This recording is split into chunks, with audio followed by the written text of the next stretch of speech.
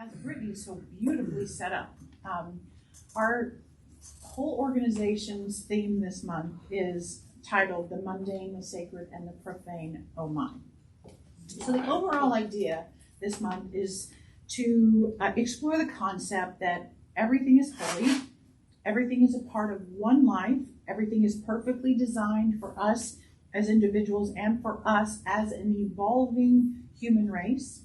Right? We're all growing, and we're growing not only as individuals, but all of us together. And that there's a spiritual truth grounding everything that happens, even the unexpected things. Actually, especially the unexpected things.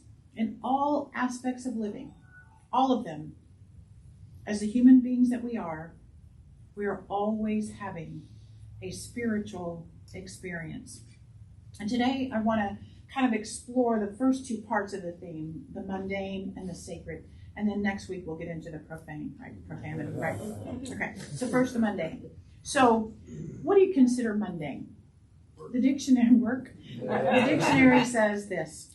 One meaning is lacking interest or excitement, dull, of the earthly world rather than a heavenly or spiritual one. That's what Webster or somebody said is the definition. Basically, I think mundane means everything that is, everyday, boring, or kind of commonplace. That's what mundane means. And so much of our lives, so much of our everyday experiences could be considered mundane. Think about the things that you do and you see and say. And so often we see the same things, say the same things, and do the same things, that it all becomes kind of a blur, that we don't really even see them anymore. So what do you consider mundane in your life right now? What have you lost interest in, but continue to hold in your life as a pattern, perhaps out of habit or necessity, still there, or maybe it's a lack of motivation to change or whatever, it's just mundane. And whatever you see as mundane, could you see it differently? So if we're going to see everything as holy and sacred, which they are, how do we make that shift? I think we make that shift through changing our perspective, by opening our eyes to seeing things in a new way or a fresh way. So let's talk about how we do that. So I think to change our perspective, we can either pull way back and see a bigger picture, or we can zoom way in and see the details. Either way, how we see things changes. So the best example I can think of in zooming way out, like pulling way out, is the experience of astronauts. Okay, so when an astronaut or someone's traveling in space is interviewed after they land, after they come back to Mother Earth, right? When they are interviewed, most often they say that looking back at Earth from that perspective, from that great, great distance, changed everything for them. From that distance, they could see just how beautiful and how fragile, but yet majestic and miraculous this whole world is as it spins in space. The vastness of the universe. Here's this little Earth down there. And upon their return to Earth, they say that they never take anything for granted again, because they know how minuscule everything is and how interconnected all of it must be to sustain life, because the Earth holds life in its gravitational field. The world to them is no longer dull or boring, because they can see that this thing we call life is a part of something much, much bigger. So their example shows us that if we can shift our perspective by pulling out more to see the bigger picture, we can see our lives and all the little details going on as holy and sacred. Do you think that could be true for you? If you could pull out, think back to whatever came to your mind as dull or boring when I asked the question. Can you pull back and see that as a bigger pattern at play in your life? Can you see how that got into place in the first place? How did that thing that you think is so boring and mundane get there originally? Right? Can you see how that one thing is tied to so many other things. Think about when that thing first showed up in your life. Was it miraculous at the beginning? Pulling back may help you see something more interesting or integral to your life than you may have thought. And this goes for everything. Everything. Can you see how turning one corner differently in one area of your life would have impacted so many things after that? Can you see how it took perfect timing for you to meet that one person that shifted so much for you? By pulling out to see a bigger picture, can you see how everything worked together to bring you to this current moment? All of it, everything. And sometimes by pulling out to that wider angle, we can see how things, even the most challenging things, brought us to meet the best people or learn our biggest strengths, or suddenly nothing's mundane when we pull way out and see things from that greater distance like the astronauts see the Earth. Where does this mundane detail fit into the intricate puzzle of your whole life? And although they break the kind of the monotony of every day, sometimes unexpected things are the hardest to see the sacred in, right? Those surprises that kind of drop into our lives unexpectedly can really challenge us to see their bigger purpose or their reason for coming in so wildly, right? And now, sometimes it's years later. Sometimes it's years later before we can see what that unexpected twist brought to our lives. Why that person entered our experience, or why something went away when we didn't anticipate that loss. Pulling back to a wider perspective often gives us the distance it takes to see it more clearly and to see the good in it. I remember my mom used to talk about this years ago. I think she was trying to teach me this lesson, that if you pull back wide enough, you're going to see that everything fit together perfectly. She would talk about that if she hadn't done this one thing, then, wow, she wouldn't have met that person, and then she wouldn't have moved here, and she wouldn't have taken that job, and it wouldn't have led to this, and she would illustrate that for me, like this is tied to this, and this is tied to this, and you pull one string, and the whole picture falls apart. She wanted me to understand that everything fit together perfectly, and removing one small thing would have impacted everything, not only in her life, but in my life as her daughter, right? So that pulling back is something that I've kind of been doing my whole life, based on my mom's encouragement to do that.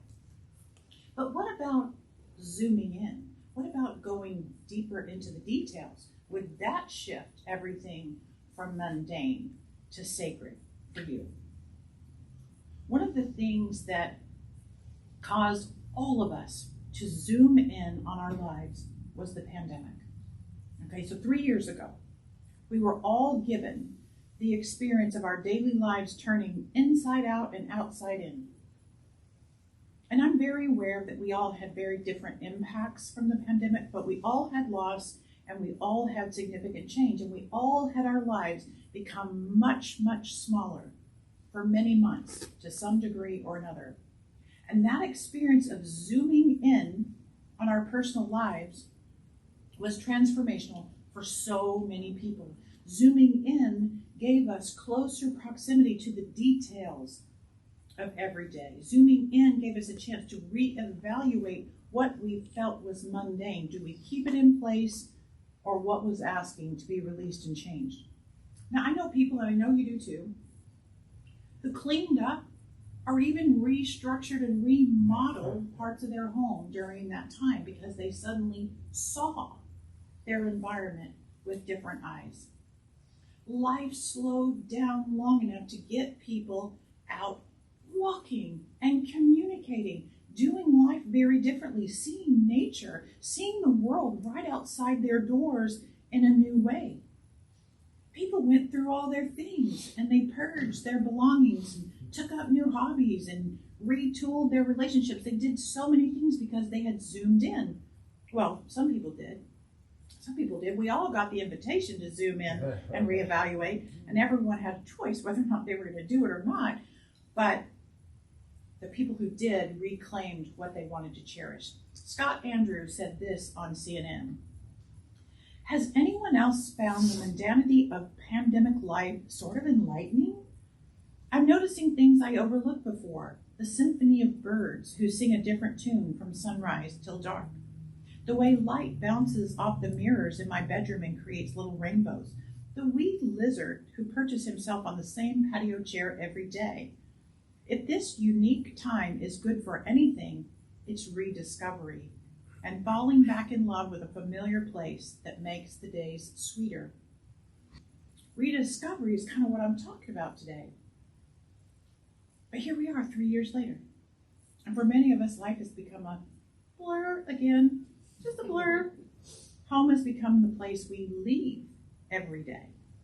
We must now consciously remember to see those little prism rainbows and the wee lizards and the sunrises and all the things he talks about. And when we choose to do that, life can become magical again. Alan Marinas wrote a book called Everyday Holiness, and he writes this.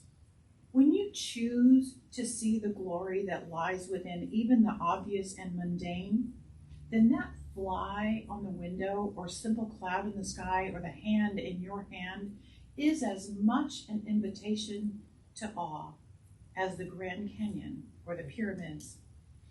He uses the phrase invitation to awe.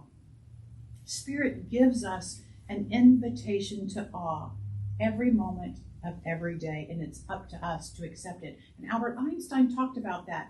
Albert Einstein said there are only two ways to live your life. One is though nothing is a miracle. The other is as though everything is a miracle. But to see everything as a miracle means that you have to actually see things. You have to actually see them. I was thinking about this during my recent trip to Africa. So here we are in Africa. We traveled thousands of miles to see the wild animals. All on my Facebook page, you know, I saw elephants and lions and giraffes and baboons and zebras, just to name a few, okay? So we took photographs and we oohed and awed and shared them and all that. And as we took in those sites, which we were very privileged to have been able to go see, we experienced everything firsthand. And finding the sacred and that majestic nature was not difficult to do. I mean, it was an invitation to awe, really. Everywhere we looked, we were kind of inspired to see it as a miracle, right? Not one of us would have called it mundane. Nobody was. But in Africa, I didn't see one single boring goat or sheep or cow or horse. I didn't see any of that. I didn't even see a little common turtle crossing the road. I didn't even see a wee lizard. I didn't see any of that. I didn't see squirrels either. Do you get my point? We only see the sacred in the mundane when we look for it. Those common animals to us that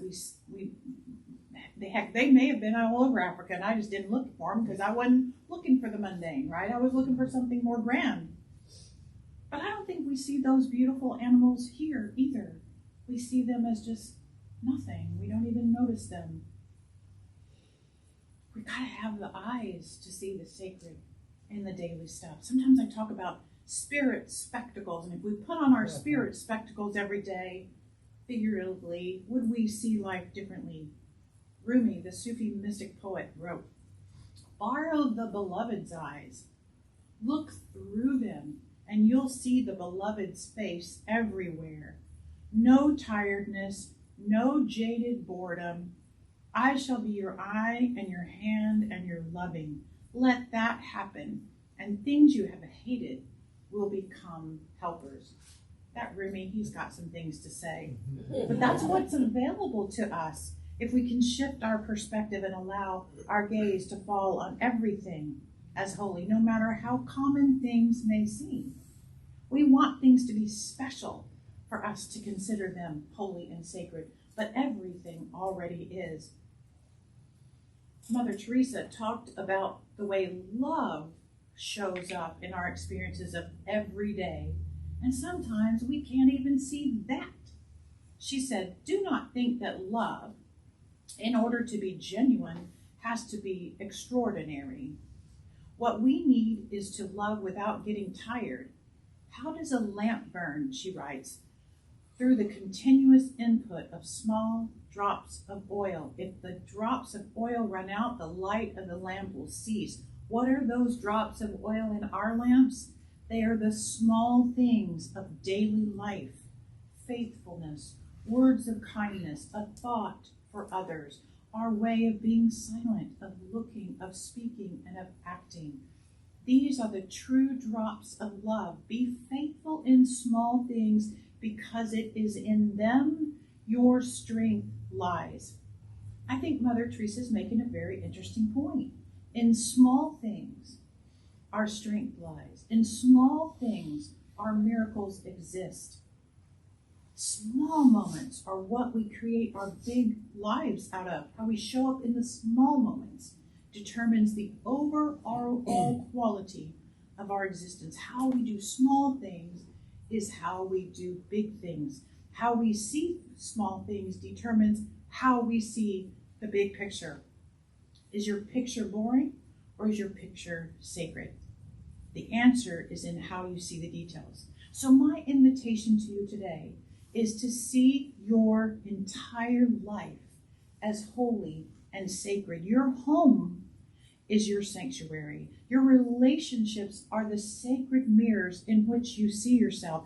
Your work or your creative activity is your relationship with the wider world, your expression of yourself into form. Your words are your thoughts, taking an emotional energy and power and putting them out there to create. Everyone and everything around you is showing up for your betterment. Your challenges are the lessons you're learning in this moment right now. The cells of your body are divine intelligence informed, creating the vehicle in which your soul travels on this plane. There are no ordinary moments because they all come together to create this lifetime of experiences that you are living. And from a science of mind perspective, this is all about increasing our awareness of spirit based in everything. As we like to say, it's all God. It's all God. It's all God energy, right? Our awareness of the infinite leads us on a path of discovery that we are inextricably connected to the universe, to this presence, the all, the sacred. Ernest Holmes said in his book, Love and Law, "There is not a day in my life that goes by that I do not take the time to unify myself in my consciousness with the big things, to think I am one with all activities, all industries, all commerce, etc., etc." Love and Law was a transcript of what he was saying. That's why he said, etc., etc. Anyway, and just feel that through reaching out and encompassing the largest fields of activity in the world, then you are one with the infinite stars in the heavens, and that is to see things. That is to see things. So when we move past the surface of things, we can see sacredness transformed from every activity in life, in all the little things. And when we do that, the little things do become extraordinary. But most of us were not raised to see little things as sacred and special. Most of us were trained to see things that are mundane and reach beyond them, do something special, be famous, be amazing, be a star. But is that the wisest path? The Tao is the way, the middle way. And in the Parents' Tao Te Ching, William Martin encourages parents to start young ones on this path of noticing the sacred in everything life has to offer. So you parents in the room, he writes, do not ask your children to strive for extraordinary lives. Such striving may seem admirable, but it is the way of foolishness. Help them instead to find the wonder and the marvel of an ordinary life. Show them the joy of tasting tomatoes, apples, and pears. Show them how to cry when pets and people die. Show them the infinite pleasure in the touch of a hand and make the ordinary come alive for them. The extraordinary will take care of itself. I needed that for my own self-parenting, right? So I'm going to close with a story about a child who was encouraged to find the wonder and marvel in everyday life, in the mundane. 8-year-old Miranda sauntered into the ocean one summer day while Mark, her father, looked on. Miranda stood in the water up to her waist, just allowing the waves to gently move her body back and forth. 10 or 15 minutes passed, and Mark thought that her eyes were closed, but he just observed from the beach. 30 minutes went by, and she was still swaying in a gentle surf in the same spot. After an hour, Mark found himself swaying with her as he sat and watched from the beach intently. It was as if she were in a trance. He wanted to make sure she was all right. Is this some kind of a seizure, he thought? Does she have enough sunscreen on, he wondered? But he managed somehow to not intrude. It was nearly an hour and a half before she came out of the water, absolutely peaceful. She sat down next to him without a word. And after a few minutes, he managed to gently ask, "What were you doing?" "I was in the water," she said softly. "The water?" he repeated. "Yeah, it was amazing. I was the water. I love it, and it loves me." There is a sacred connection between our deepest selves and everything and everyone around us. Be mindful of that connection. Grow that connection. Feel that connection as much as you can. Become the water you stand in. Be one with the very air that you breathe. Allow your energy to encompass the vast world around you in big and small ways. It's a miracle that we're here at all. Just as Albert Einstein said, and just as the astronauts all say, let's see ourselves as a miracle, each other as miraculous beings, the world as our companion on this sacred journey. It's all good because it is all God. And so it is. So it is.